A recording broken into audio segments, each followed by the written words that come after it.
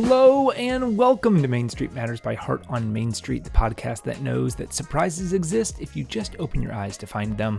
I am your host, Patrick Kaiser. Just a couple things to cover before we dive into our podcast for today. It is a jam-packed episode. Next week on Wednesday, August 28th, we will have our final installation of our summer webinar series on sourcing strategies, say that 5 times fast, for retailers. We have looked at trade shows as being a way to source products. We have talked about working with a local sales rep to find new products for your stores. Our final leg in the series will be focusing on online marketplaces, specifically Faire.com. We will have 2 representatives from Faire, Rachel Thomas and Victoria Osterman, on the webinar to talk about the company, its strategy, the benefits that it provides for retailers, and how they make shopping and finding new products more accessible. Faire.com has really erupted onto the wholesale scene in the last probably 5 years. There's still so many questions about the company and its operations, so I am incredibly excited to lead this conversation, to learn more about Faire and allow our retailers to understand the company better. This is already shaping up to be one of our most highly attended webinars because I think many people want to know more about the company. So many have heard about the company and maybe have explored the marketplaces, but it is still a bit of an enigma out there to most. You can register for this webinar by visiting our website, www.heartonmainstreet.org. It should be very eye-opening. Today, we are back out on the road, or for me at least, it was a plane ride. But we will be taking a look at a Main Street community that I visited back in June, which is the Bishop Arts District, that is part of the Oak Cliff neighborhood in Dallas, Texas. That's kind of a mouthful. In some ways, this was very different than our typical Main Street Monday. I generally explore in the Main Street area of an individual community.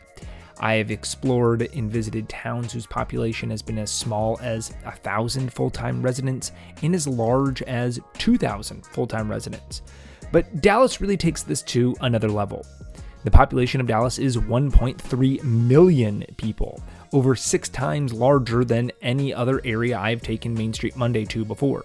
So, needless to say, Dallas doesn't have a main street. There isn't just one area that houses its commercial district.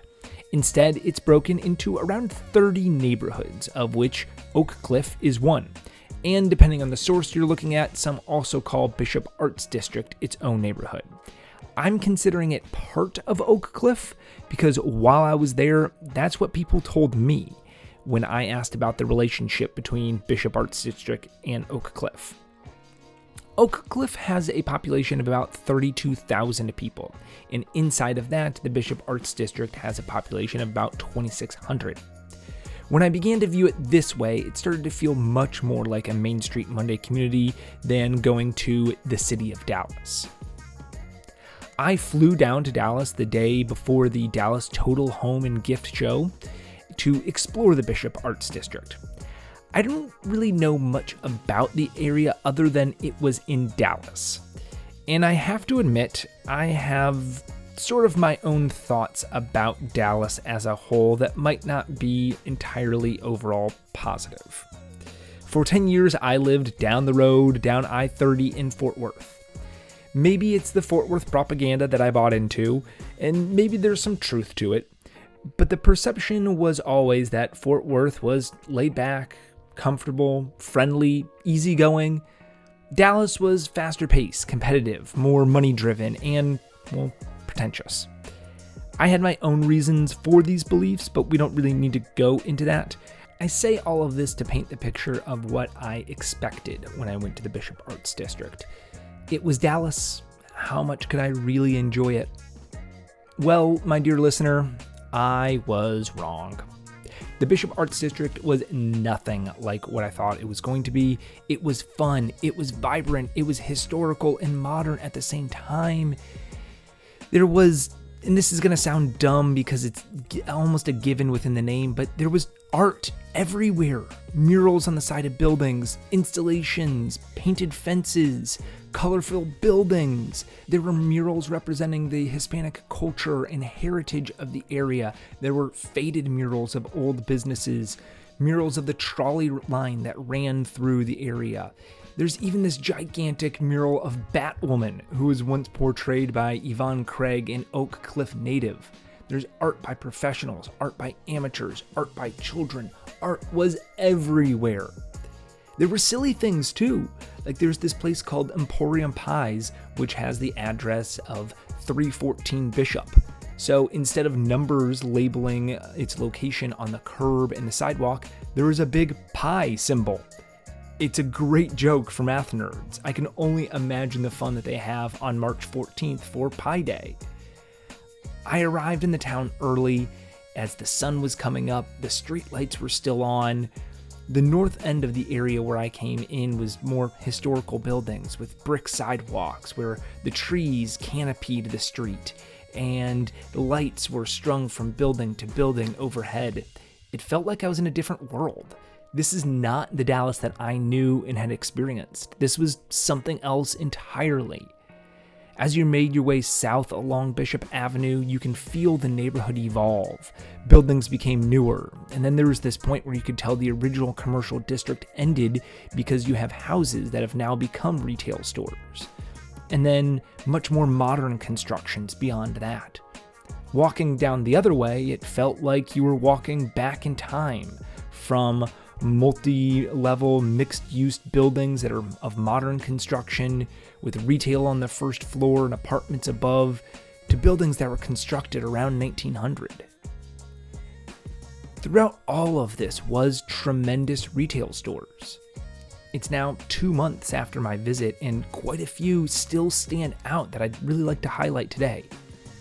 I'm always a fan of stores that celebrate their area, not necessarily in a touristy way, but in a way that appeals to the local residents and encourages them to support their community and have pride in where they live. The first store that I want to highlight did exactly that. It's called Bull Zerk, and its tagline is "Cool Dallas Shit," and it was just that. It was a store dedicated to the love of Texas and Dallas and Oak Cliff, to its skyline, and to its sports teams. Although I have to admit I didn't see any Cowboys stuff there, probably because you can get that everywhere. When I visited, the Dallas Mavericks were in the NBA championship, so it was a great place for unique sportswear to support the team. Not just Dallas Mavericks things, but things dedicated to individual players and slogans that they had, or just fun things about the team. June is also Pride Month, and there was so much stuff to celebrate pride in the community for Texans who are part of the LGBT community, which is important, especially in an arts district. This was a great blending of local pride, pride in your community, pride of who you are, celebrating the neighborhood, celebrating achievements. They certainly had some really cool Dallas shit. The next store I wanted to highlight was the Mosaic Makers Collective. This is a store that is truly perfect for an arts district. It embodies what it means to be part of an arts district and celebrate artists. At first, I did not recognize that it was a store at all. When I initially walked by in the morning, there was a gigantic "Y'all means all" painting outside to celebrate and support pride in the community and Pride Month. But the building itself had more of a large warehouse look and feel to it. I thought it was maybe a large art studio or a small indoor concert venue. Both of these things would have fit and made sense in the area. It wasn't until later in the day when the doors were opened that I realized what it was. As the name Mosaic Makers Collective implies, it was a large collection of artisan works, each having their own section to display their wares. As a store, the Mosaic Makers Collective focused on goods made by female Texans to give them a place to enter into the market. The wide variety of makers represented allowed the shop to carry a little bit of everything. You can find jewelry, home decor items, women's and children's apparel, greeting cards, stickers, Texas-themed items, bath and body products, kind of, again, everything. It was incredible to see that the work that these makers are putting out is represented and honored in this place.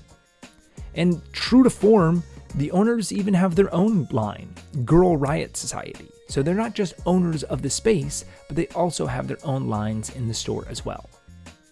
Another interesting store that fit in with this artistic feeling of the neighborhood was Bella and Braun. Outwardly, it's a boutique with a vintage flair. They mainly specialize in women's apparel, but also carries men's items too, Bella and Braun. The walls were decorated with vintage paintings. There's jewelry of a vintage style but modern make. They had authentically vintage purses throughout the store. It was a really interesting blend of a modern store and modern styles with vintage accents and pieces all mixed throughout. This was not an antique or consignment store, nor was it a true vintage store, but it played heavily into those themes and styles. The clothing section for women was much more of a modern style, and the men's section was much more contemporary too, as I can imagine men not quite having the same nostalgia for early 20th century styles that women do. But what made the store really stand out and why I thought it fit so well into this artistic style of the neighborhood was their candles. They won Best of Award from D Magazine in 2023 for these hand-poured soy wax candles. What made them truly unique is the vessels into which they were poured. True to form, the vessels are vintage glassware and ceramics that the owners sourced from vintage sales. Some of the pieces, while I was in there, included beautiful old candy dishes, glass swans and roosters, milk porcelain pieces, carnival glass, hobnail glass, some truly gorgeous pieces. And their policy is that when the candles burn out, you can bring them back in to be refilled. It's a fun little element to add to this town. There were so many other great locations that I visited. A wonderful gift store called Urban Owl, a cute little bookstore called Poets, other boutiques like Glam House, Indigo 1745, and Blue Dahlia. In the more modern part of the district, there is a beautifully vibrant storefront of a little store called Petite Saison, which looked like a little French market shop. There was a restaurant with a beautiful aesthetic called Paradiso, which had an incredible outdoor patio space that was just so inviting to go into. The whole neighborhood really was an incredible gem inside the city of Dallas. As kind of a fun note, I've mentioned before that wherever I go, I've made a habit of trying a burger from a local burger place. Bishop Arts District was no exception to that. Maybe out in the future, I'm thinking about chronicling my trips through burger stands as well. Something like a Burger on Main Street series. I envision this being similar to the Shirley Temple King, if you're familiar with his work.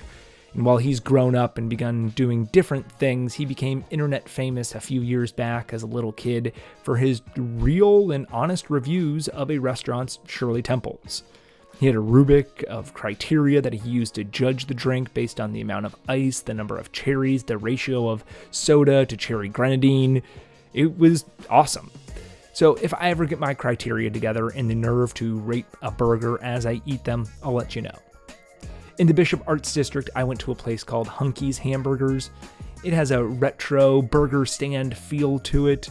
It has been in the neighborhood since 1984, so for a community that has seen so much change in development, it is actually pretty retro. You order at the counter right as you walk in, choosing from a big board of burgers that range from their classics to big burgers. They also had chicken sandwiches and salads, and apparently their hot dogs are very good as well from what I've been researching. Food comes to you in a classic red basket wrapped in paper. They really nail the classic burger stand look and feel.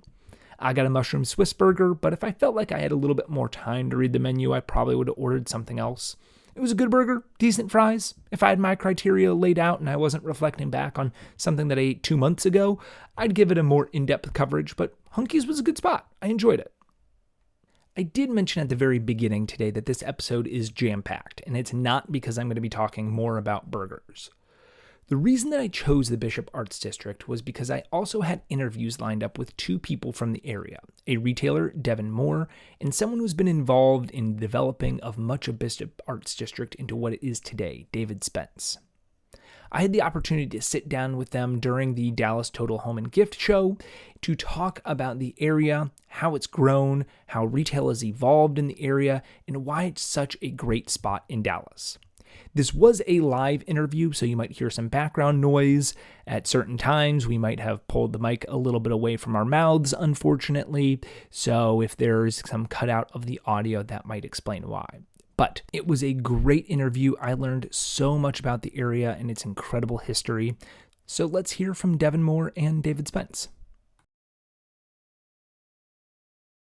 All right, I am here with David Spence and Devin Moore, the developers and a retailer within the Bishop Arts District in Typo. David, why don't you introduce yourself? My name is David Spence. I'm a resident and business owner in the Oak Cliff section of Dallas.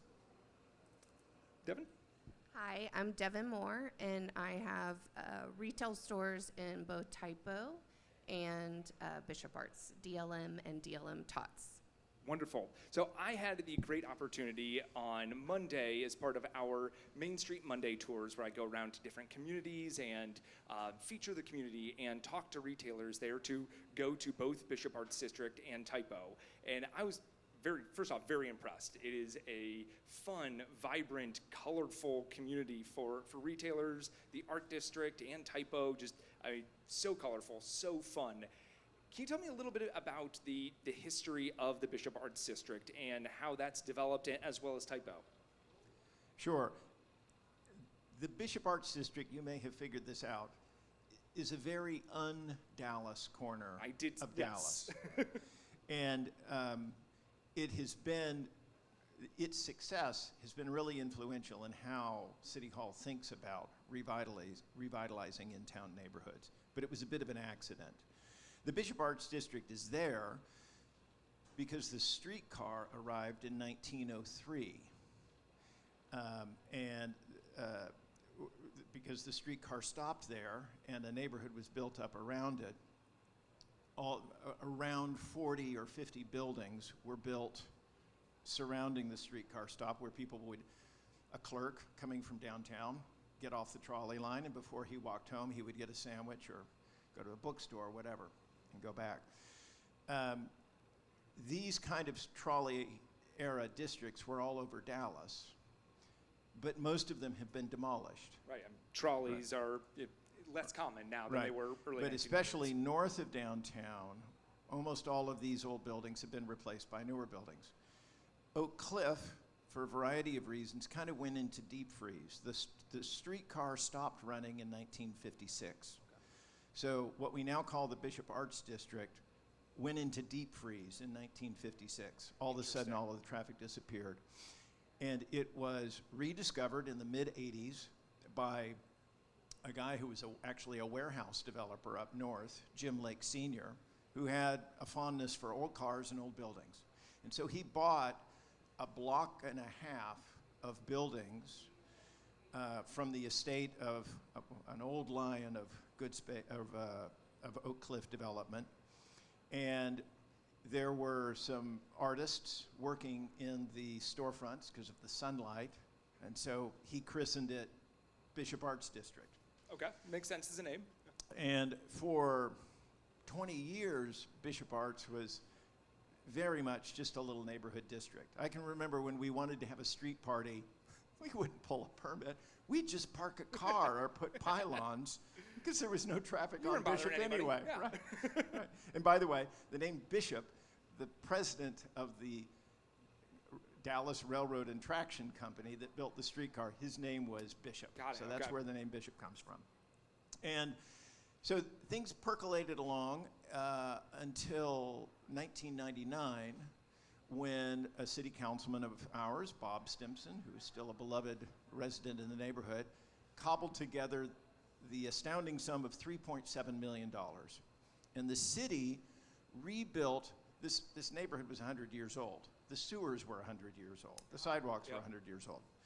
So it was in no position to support more businesses. New business, yeah. So they lavished $3.7 million and rebuilt all of the infrastructure from 10 feet below the surface to 10 feet above. And so that's when infrastructure became such that you could reliably connect to the sewer line. But more importantly, aesthetically, that's when the brick pavers and the street trees, that's when the area was knit together, and all of a sudden it became a place. And that's when Bishop Arts took off. At that point, Bishop Arts was supporting, and when I moved to Bishop Arts in '95, there were perhaps 8, 10 people who made a living doing full-time work in all of Bishop Arts. That number is probably 300 to 500 now. Right. I mean, so many retail businesses there, so many restaurants, so much commercial activity. But the next important part, so at that point we kind of tied together the place aesthetically. We also carved out some parking, addressed some parking issues. But the next important date is 2002, when the area had gotten it's kind of a historic district light. It's called a conservation district. It doesn't actually have much teeth, but it is our zoning and only our zoning. So it's easier for us to change our zoning because we're only talking about 12.5 property owners. Okay. So we can get consensus. And so we did a very scary thing for Dallas. We slashed the parking codes in half. Okay. And that's when it really happened, because now all of a sudden buildings that had been frozen in their pre-development state as an electrical warehouse or a carpentry studio or something like that, now all of a sudden they could be a restaurant or a retail. And that's when things took off. So when you say you cut the parking requirements in half, I guess what does that mean for the businesses? Devon's retail stores are required to have one parking space per 400 square feet. Okay. So she's in a space, mine is like about 650 square feet. So she's required to have 2 parking spaces. It was double that before. Got it. Okay. And we also did it, she's also, one of her shops is in a 110-year-old house. Well, that's not going to fly anywhere else in Dallas. So we also made it so that you could put these commercial uses in residential structures, which historically has been a no-no. And I loved that when I saw that there. I saw that in Bishop Arts District. There was just, houses that have been rezoned for the commercial properties. And it's a fun, unique environment as you're going from room to room and having a different experience in each section, which is a great use of that and a way to grow the commercial area without necessarily having to build brand new buildings and brand new retail spaces. Knowing what you do, let's review 3 things that came out of that little history. Number 1, we didn't start from scratch. Those buildings were there, and they'd been there starting 1903. Okay. Number 2, and that's efficient, that's eco-friendly because we're not tearing things down, taking them to landfill, et cetera. Number 2, parking. Yes. Right? And number 3, a lot about it was creating visually a space. But notice that was only the right-of-way. The city didn't renovate any old buildings themselves. There's the buildings, actually, I could pull a permit tomorrow to demolish every building that I own in the Bishop Arts District, and that's permitted. So it's not, the historic zoning is not what's preserved the buildings. What has preserved the buildings is that regulatorily we have given them room to breathe. And so now it is more profitable for good space to take a 110-year-old house and turn it into a retail space than for me to demolish it and build something new. Which is great that you are able to continue to have the history of there. You're able to have those 110-year-old houses and repurpose them for other things. Because you can't replicate that. Now, in your wanderings, you may have discovered new Bishop Arts. So immediately south of Bishop Arts, a developer called Exer Capital, led by the Nazarian family, they're out of California.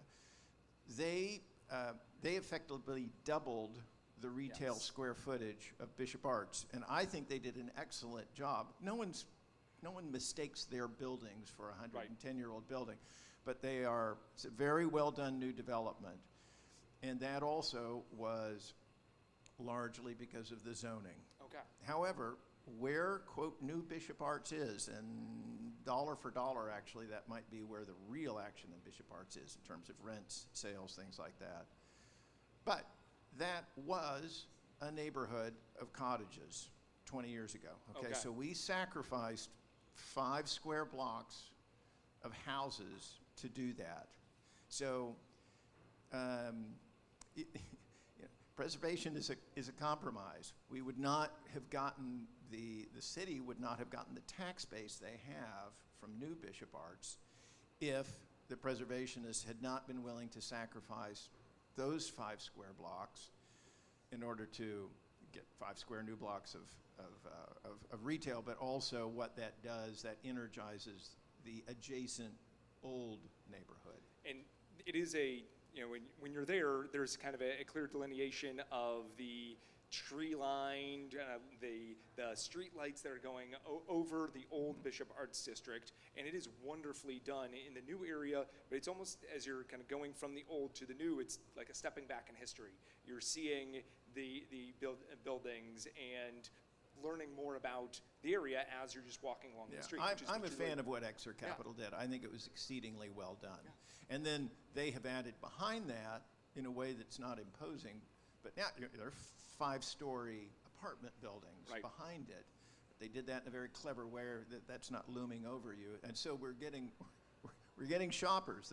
Those apartments are Devon's customers, and we need those. Accessibility is such a big thing, and you're talking about parking, you're talking about people living there and making it a walkable space. All of those things are so necessary in order to get a retail environment to grow and thrive in the area. So when I was there, I saw it's within Dallas, but then there's the Oak Cliff area, and you've mentioned that, but then also Bishop Arts District, Typo. What is the relationship between that? How does that all work together? Well, it all goes back to the trolley line. Okay. So Everything goes back to the trolley line. So Oak Cliff was originally a town of its own. And in 1903, by a margin of 12 votes, Oak Cliff decided to become annexed to Dallas. As soon as Oak Cliff did that, all of a sudden it became bankable, okay? It became credit-worthy. And so the streetcar line, which was private, it wasn't city, street lines came. So the streetcar companies back in the day worked hand in hand with developers. So they would run a streetcar out into the prairie, and then it would be subdivided, and you'd go about building a neighborhood. Okay. So when the trolley arrived in 1903, Bishop Arts District was mostly farmland. Interesting. Okay. And so that was the first major stop. The streetcar continued, went down a half mile, and stopped at Tyler and Polk. Which is Typo, right. And it went down another half mile, and it stopped at Edgefield and Davis, which is where the Kessler Theater District is.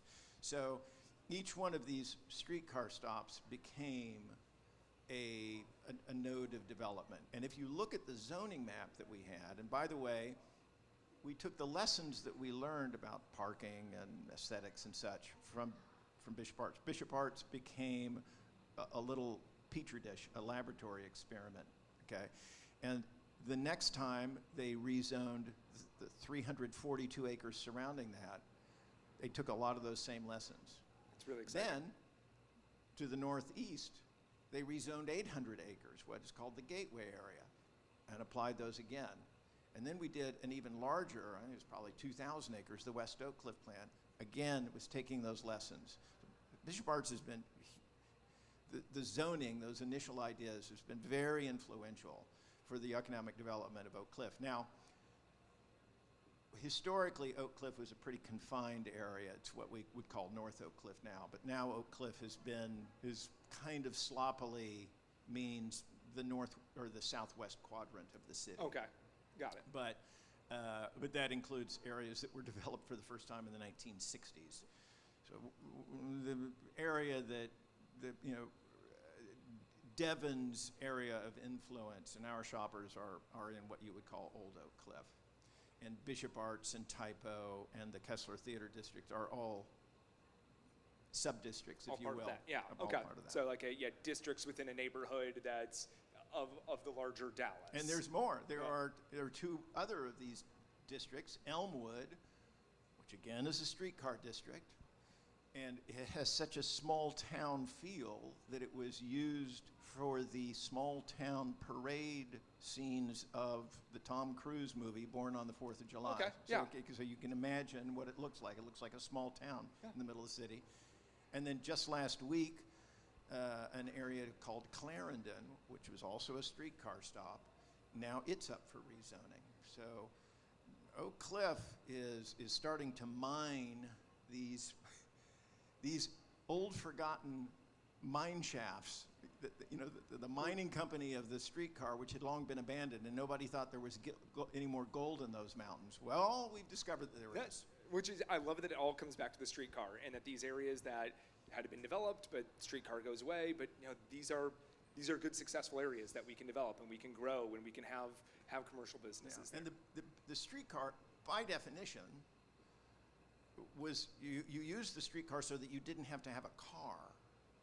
Okay, the streets surrounding the Bishop Arts District were platted in 1883. Wow.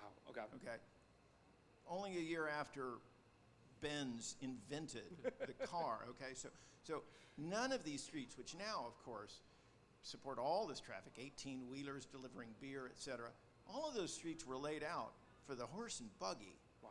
Okay, so, but people, by definition, who patronized these stores originally, they didn't have a car and they didn't need a car. So that's both an opportunity and a challenge. It's wonderful because you can walk from one store to the other in a way that you can't in most of Dallas. However, it's like, where do you park the damn car? And that's a bit of a challenge for landlords like me, and it was a huge factor with Exer development. So, Devin, you have 3 stores within this area. Tell us a little bit about your stores. Well, I started, my first store was a men's only store. I concentrated in men's product, grooming, accessories. My background, I was at Nordstrom for over 15 years and bought nationally for them men's sportswear. So the casual side. So you had a background in retail. Yes. You were experienced in that and wanted to go Yes. out and do your own. I always wanted to have my own store. And at the time, David was, you had redone a lot of the places, which is considered typo. And what I liked about when I initially walked in there is it still had the original ceiling tiles, the exposed brick wall. It had and a concrete floor. It had elements that a man would relate to. Yeah. And I had the idea to how can I visually get that customer in the store. And at that point, there was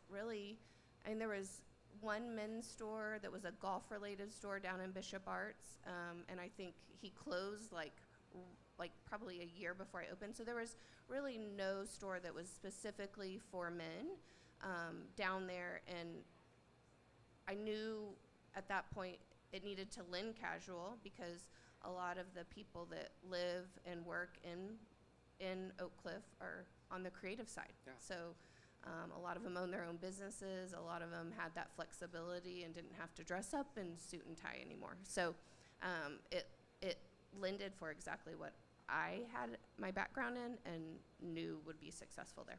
So it's really interesting starting with a men's, because that is not what, Yeah. men are bad shoppers. We don't shop very well. So starting with the men's stores are really interesting. Was that your background with Nordstrom? Yes, Okay. yes. All right. So it had that experience in knowing that.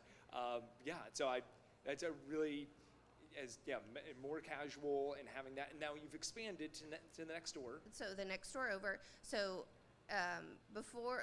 after the first year of having the men's store, my friends were asking me, why aren't you doing some women's? And so I started doing, they wanted some. The shoppers wanted to. And so I would, work all day, and in the evenings I would go and do little pop-up shops for friends or, people that knew that I had women's product.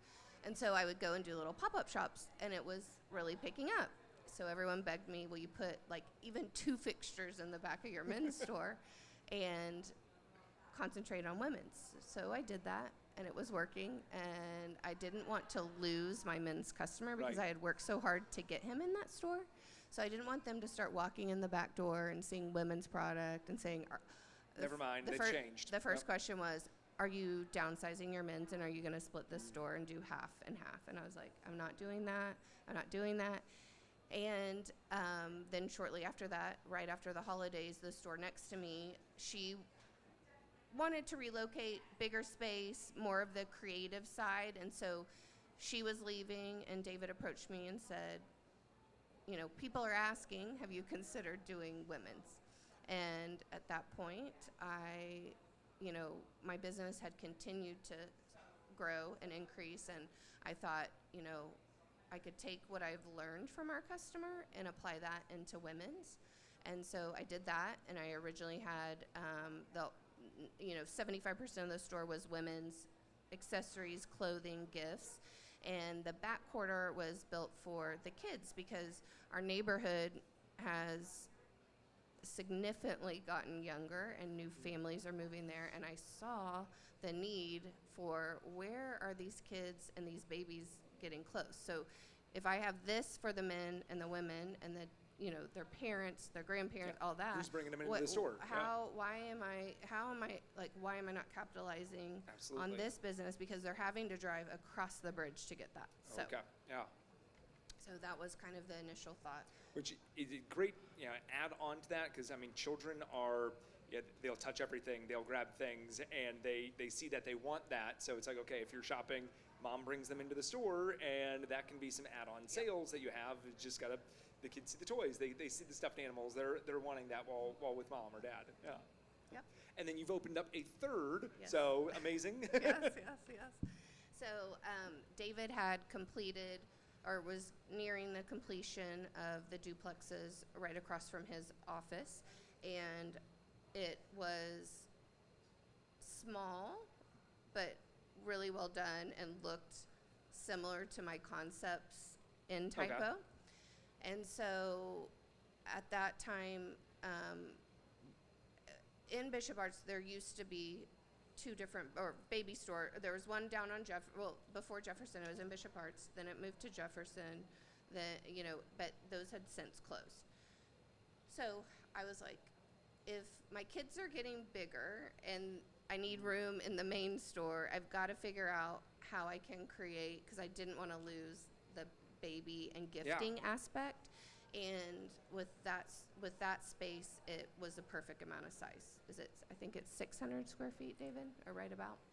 So I was able to, little product fits in little spaces. Yeah, absolutely. So I was able to do that and have a footprint in Bishop Arts, which is, I was then connecting a customer that may never come down to Right, Typo, that right. doesn't know it's there, that's been traveling. Typo's about a half mile away. Half a mile, Yep, okay. Yep. And they might be meeting coworkers and traveling and just know, take me to Bishop Arts. And so when they did that, they would be plopped down on Bishop and 8th, which is the street we're located on. Yeah. So I was like, okay, how can I capitalize on getting that customer to come to Typo, and how do I get my Typo customer to realize I have parking and I have a baby toddler Nice. store? Okay. So, Yeah.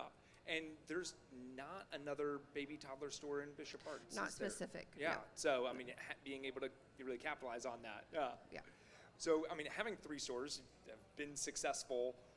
Where did you start seeing success? I know the first couple years are difficult, but it sounds like, from kind of right away you were expanding or looking at expanding, but what was a catalyst that you saw of growing and, hey, I'm doing well here, I can make this? I think after the first couple years, when you realize how close Oak Cliff neighborhood is, Okay. and how much they want to support local, you hone in on that customer and you figure out, how can I keep them engaged and satisfied and wanting more. And so I think once I saw that in the neighborhood and really dug in, I was living in Oak Cliff, Okay. but I was also commuting, and I traveled nonstop, so for work. So I never really, I would go down to our neighborhood to eat, but I was gone 75% of the year. Yeah. So I think it was once I realized how supportive the neighborhood was and how many people were moving there, I was like, I can make this work. I have the product that's unique. I have the product they can't find anywhere. And so I'm going to capitalize on that and kind of grow that business. I love that. I mean, the community is supporting you. I mean, and they support their local businesses and their local retailers, which, I mean, having that is priceless. So that they're Yes. not wanting to go to a big chain store, that they want to shop at the local stores. You have an incredible aesthetic within your store. On the men's side, there's the lights, I don't know what to call those lights. Like work lights that work you would have lights, in a yeah. workshop. Yep. And then on the women's side, it's the, again, not sure that string lights or Yeah, this. I mean, they're not even built for that. They're So- built to right. go under counters. Yes, yeah, but like the way that you've done it and displayed it within your store is it creates this incredibly unique environment.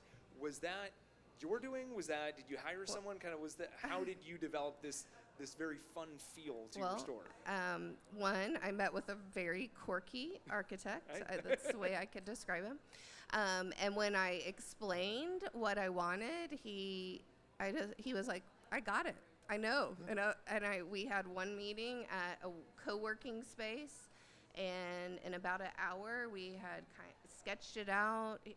I had shown him things I had been interested in, and gave him a budget on the first one, and he was like, "I can make that. I can do that." Yeah. And so that's how it happened. And I think at the beginning when I opened men's, even if they weren't coming in to buy, they were coming in to look at my store. Yeah. Because I took masculine elements and I created them into fixtures, Yes. or I made them I probably have the biggest casters on my fixtures that we have ever ordered. And I have work lights that men understood, but I made it into retail lighting. Right. So I think at first they were walking in to see what I had done with the space, and then they were like, "Oh, this is really cool." So I knew when I did women's, I had to do something just as interesting, and men and women shop completely different. I don't know if you noticed, but in my men's store, if you walk in the front or back door, you can see entirely through the whole store. All the fixtures are on one side, and it's because men do not want to zigzag. They don't want to get lost. They want to be able to know that they have a path to get out in less than 5 minutes if they need to. Yep. And in women's, they want to mosey and drift around every fixture. So I bop made around, it very yeah. windy, and that's I love that you're taking into the kind of that shopper psychology and understand what they're looking for. They want to go in, find exactly that, and get out of the store. But I mean, honestly, they probably do want to spend time just because the aesthetic of the store and the look of it. It's very approachable, even for that male shopper. Yeah. So you've been successful, but a lot of our listeners are maybe newer retailers, or what are some things that you're still working on and trying to get better at? Oh, I'm always doing that. I think, before COVID, I was so event driven, and I always, came up with these really cool events. And then after that, you come back and everyone starts shopping, but it's slower, and you've got a skeleton crew because you haven't built back up. And so I feel like the last year I've really worked hard on making events that people want to come to, so completely different, thinking outside the box. So, and I think you, as a retailer, everyone's in market now. You see how much product's out there. You've got to have a point of difference. Yes. And so I think, not only am I trying to create events and atmospheres in the stores that they want to come to, I have a really good staff, so all my staff is very knowledgeable. They've been with me for a really long time, and I've got to figure out how do I continue to keep those, I have a lot of neighborhood customers, kids working for me now. So how do I keep them and continue to grow that part of the business where everyone that walks in the store recognizes someone that works there? Every one of my staff, if I'm not up there, they probably know their name too, that when they're walking in. So, and they're going to ask them about their trip, or they're going to ask them I saw, you purchased this last time. Where'd you wear it? Tell me about it. So just making that connection and engaging them so that it's not just them walking in, "Hi, how are you?" You're building an experience every time they walk in the store. That is so huge. I love that. recognizing you bought this, where did you wear it to? Just like that fun conversation starter, because then, yeah, that opens up oh, I wore it to this, and this event was going on, and talking all about it, and it's that relationship that you build, and the experience that you have, and knowing that they know me there. Yeah, so I love that. So what are some of the events that you do? And Well, we most recently I've started doing garden and vintage parties, so bringing in some unique items mixing the old and new in the store, which I had never done before, so that's new. Actually, this weekend we're launching at our baby toddler store our Tot-apreneur program. oh, fun. So we built a really cool mobile market cart, and we have kids present business plans to us. That's amazing. And they come in and we help them develop their pricing strategy. We talk about marketing with them. And we have our first group this Saturday. Oh my gosh. So they'll be set up on in our front lawn doing their ventures. One is his buddy's best toothpaste will be there. Okay. And then two girls from the neighborhood, and they have surprise macaroon packages with all sorts of little animals and stuff that come out of them. So that's so our fun. first one. Yeah. Love that, Yeah. involving the community and yeah, having the Tot store, but then also like having the event for that, and not just for mom and dad, but this is a thing that the kid can hold on to. And that becomes my favorite spot because I get to do fun things there. Yeah, so we're super excited about that one. But we try to have at least one event a month. Obviously, July is our big Christmas in July, so we always go all out for that. We have a Christmas or a holiday resort Santa. Okay. I mean, we definitely do it big, so that'll be exciting.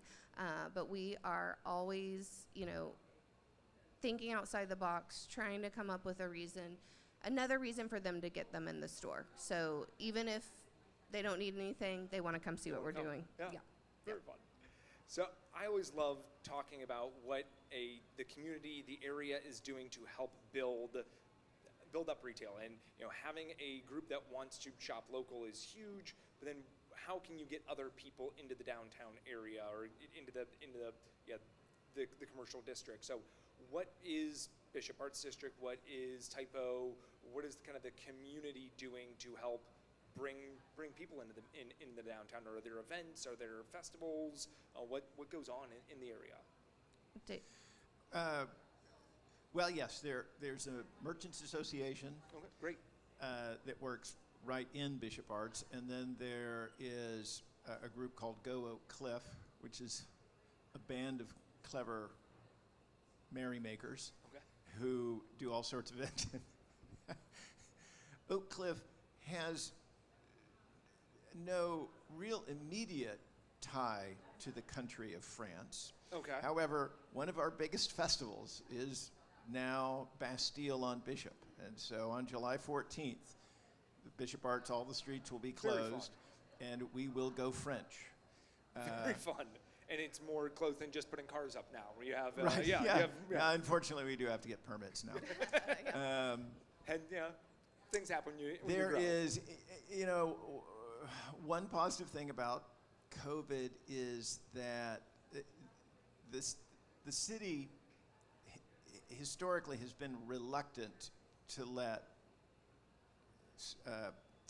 retailers use the right of way. So, for example, if you walk, Devon's, you've been to her store. If you walk out the front door, well, you just cross the property line.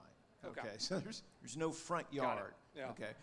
And so historically, the city has been very hostile to doing anything so much as putting a sandwich board, or sandwich sign out sidewalks, there, yeah. much less tables and chairs, much less having a party or an event.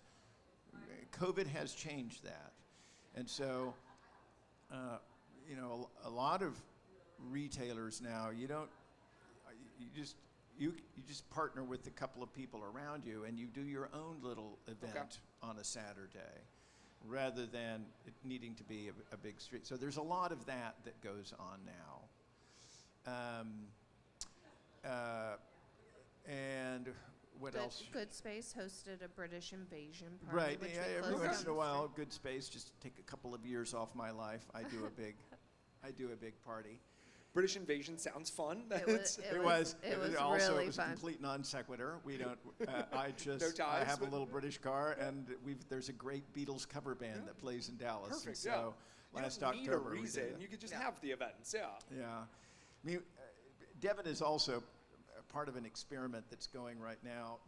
Her DLM Tots, which is at 413 West 8th Street in Dallas, Texas, is on the 400 block. And the 400 block, other than my commercial building across the street, 10 years ago, it was all houses. It was Okay. all these little humble workers' cottages. These are not highfalutin, high craftsman bungalows.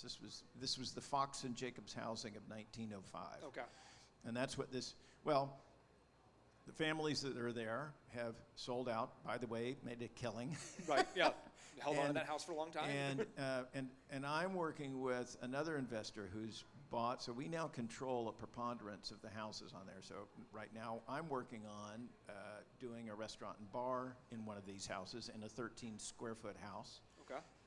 He's just converted 13 another square foot? 1,300 square Okay. foot. Okay. Obviously, that's going to be a small bar. And he's just converted another little duplex to retail. And so we're hoping in 5 years that the 400 block of West 8th Street will be known as the block that completely escaped the wrecking ball, because Okay. the usual thing would have been to Tear have it down. torn all of these things down, which indeed happened. The 500 block used to be a block of little, what they would call missing middle housing. You've probably heard that term. Little small apartment buildings. Well, economic forces being what they are, and it's outside the conservation district, that entire block has been leveled, and there are now 232 apartment units that are Okay. being erected there.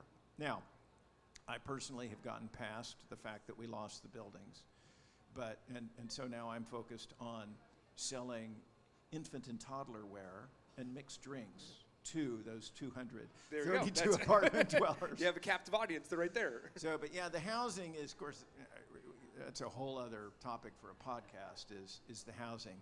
But we do have we've got a housing shortage in Oak Cliff, and we certainly have a housing shortage in Oak Cliff because everybody my children's age, which my children are 28 and 30 now, they don't want to move to the suburbs. Yep. After they get their law degree, they want to move to the city. wanna be in the city. And we don't have enough rooftops for them. And so the retail and the rooftops, as you know, they go hand in hand. So we do need, and this creates some tension between the historic preservation community. It creates some tension along the lines of gentrification. I mean, all this, these are just compromises that have to be made. But if we want more retail, we have to have more More shoppers space. Yeah. close by. Devon's program is to sell people, is for her customers to be local. So we need more of those local customers. Yep.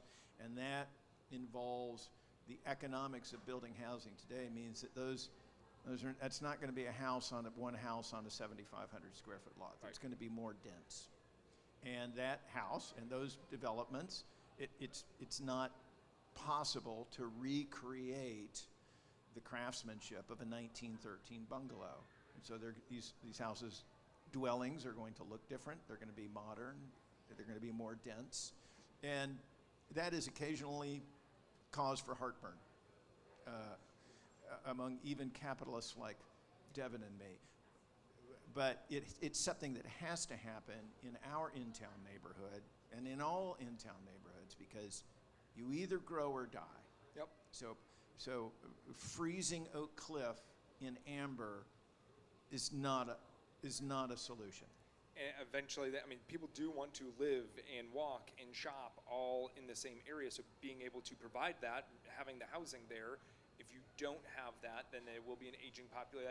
Eventually, those 20 young 30s do move out to the suburbs, and if there's not a population to be able to replace them, you're not going to see the success of that area. These are great people. I mean, for me, the biggest argument for swallowing the architectural choices of the apartment developers is the people who move into those apartments. I mean, they're young, they're creative, they're not fleeing anything.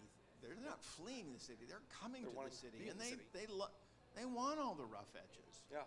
They don't mind the narrow sidewalks with the cracks. They put up with occasional gunfire. I mean, they want to be in the city with all of its vicissitudes, and so we need to get. This is a once in a century building cycle that Oak Cliff is going through. The last time that Oak Cliff was building at the rate that there was the demand for new space was when the Bishop Arts District was first being built in 1903. Yeah.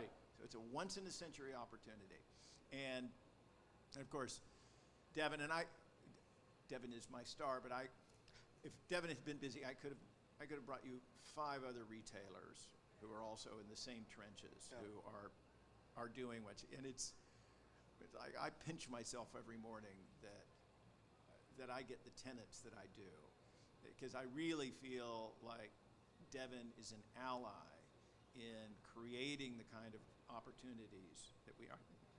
Devin mentioned the kids. My children grew up in the area, and so my son's first job was at the burger joint at the corner. Well, that job didn't exist, and so little shops like this, Devin. I mean, you add them all up, and it's a tremendous source of opportunity for the graduates of the schools, for the students of the schools around us. And we're just down the block from Dallas's oldest operating high school, Adams High School. Yeah, I have always why independent retail is so great for the community. It provides those opportunities for people. You're employing local people. You're buying from local artisans. You're hiring other local businesses to help you out with other services. It creates this whole ecosystem around that. Yeah, you need to have those opportunities for the whole area to be more successful.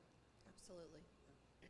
Well, thank you all very much. I've loved learning more about Bishop Arts District and Typo, and I'm really excited about the Kids Entrepreneur event. I'm going to be following on social media to see that and see their pitches and all the events that you all are doing. So thank you guys very much for joining me. David, Devin, thank you so much. We're flattered that you were curious. Thank you. Absolutely. Thank you.